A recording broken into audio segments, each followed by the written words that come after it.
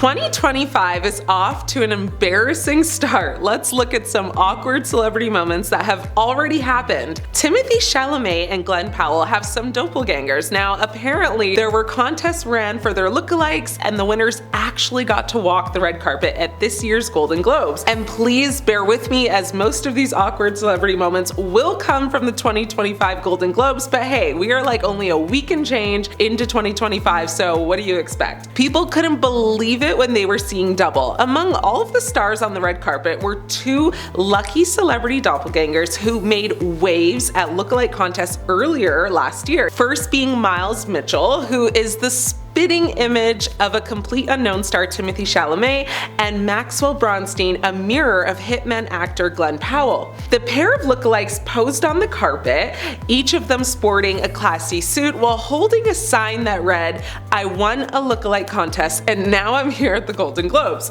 Mitchell first gained attention in October 2024 for his uncanny similarity to Chalamet at a fan-organized lookalike competition held in New York City's Washington Park. Now, hundreds of people gathered to watch dozens of entrants compete for the title, but the event gained even more attention when the Dune actor himself made an appearance, even though, the competition was quickly shut down by the New York Police Department for the crowd gathering without a permit, and at least one person was actually detained and issued summonses. Mitchell did have the opportunity to hang with Chalamet at a screening event, which he shared in a post to Instagram last month. He captioned the post saying, "Life is not real, guys." Like, he just couldn't believe it. Bronstein also had the chance to meet his celebrity twin after he was crowned the winner of a Glen Powell lookalike contest in Austin, Texas, which was actually judged by Powell's own mother and saw him beating out hundreds of competitors. The Austin-based physician's assistant spoke to the Twister star through FaceTime, and by winning the competition, Bronstein actually scored, I think $5 was the prize, a cowboy hat, and free queso from Torchy's for a year. Not too bad. But the most exciting win for him was a promised cameo in Powell's next film, so look out for that. They of course reunited on the Gigi's red carpet, hugging and snapping a selfie together. Well, you know what? Prepare for 2025 to be the year of the doppelganger, because it seems as though this trend just doesn't plan to slow down anytime soon. Kieran Culkin threw a red carpet presenter's cue cards during the Entertainment Tonight red carpet stream. People are absolutely losing it over Kieran's unhinged interview. Culkin was one of the many famous faces in attendance at the Golden Globes on January 5th, and he was actually up for Best Supporting Actor for his portrayal of Benji Kaplan in A Real Pain. The actor is often caught causing mischief wherever he goes, and when he was chatting with an Entertainment Tonight presenter, Culkin questioned her about the note she had on her cue card. Laughing and defending herself, Culkin then proceeded to take the card off of her, and he literally just threw it away. He also at some point swore after having seemingly forgot that he was actually on live TV. He also showcased like a series of Swiftie-like bracelets up both of his wrists, some of which he said were actually from his kids, so that's kind of sweet. Twitter of course reacted swiftly, with many people having a lot to say. One person said, "Kieran Culkin just had like the best red carpet interview of the night. Love this man."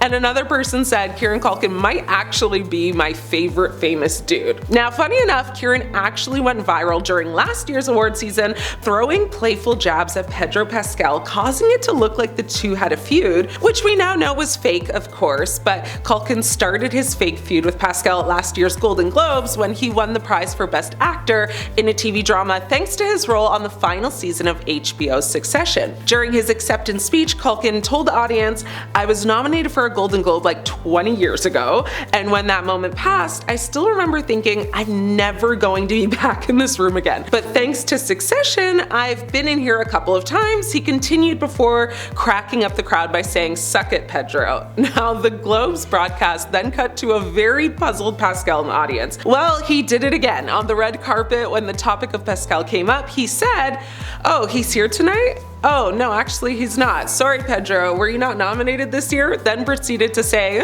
"Next year, maybe next year when I won't be." Congrats are in order for Kieran though, as he actually did win Best Supporting Actor for his role in A Real Pain, so cheers. Awkward, embarrassing, or endearing, you decide, but Seth Rogen is balding. Or at least he says he is, as he awkwardly presented the award with fellow Canadian Catherine O'Hara for Best Performance by an Actress in a Limited Series at the GGs. He voiced a complaint about the new camera angles. As the pair walked out on stage, the cameras panned from like a wide angle view to a straight on camera angle. Rogan addressed the room by saying, "Hello, I want to start by saying this whole angled camera thing is very weird. It's inelegant, it's strange. This whole half of the room can see my bald spot. I would have filled that in," and then pointing to the audience behind him, he said, "I said no, and I regret that now completely."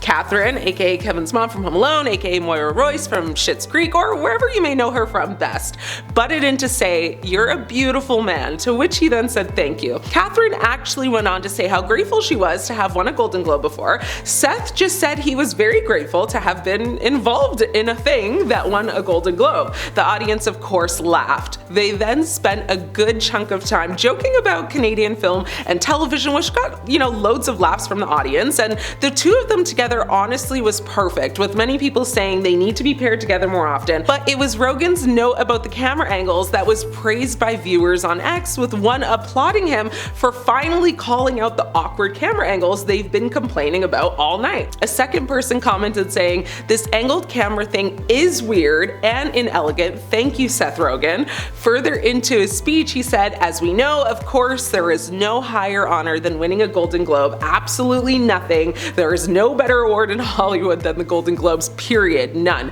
To which everyone laughed, of course. And Jodie Foster ended up taking the award home for her lead role in the 4th season of HBO's hit anthology series True Detective. The whole thing honestly was perfectly awkward, and honestly I don't think Seth will lose any sleep over it. People seem to even like him a little bit more since that moment. Sofía Vergara has been nominated for a Golden Globe like 5 times, and her 2025 GGs, it was for her role in the Netflix show Griselda. She's very unfortunately won none of these times that she's been nominated for, which keeps her currently at 0 wins. Well, she seems to be quite bothered by that because at the Golden Globes, she teasingly heckled Jodie Foster, who I just spoke about, who won 4 Golden Globes. Now, rewinding back to September, Sofía's reaction to losing against Jodie Foster for an Emmy was also quite evident that she was bothered by it, because she can be seen saying, "I knew it."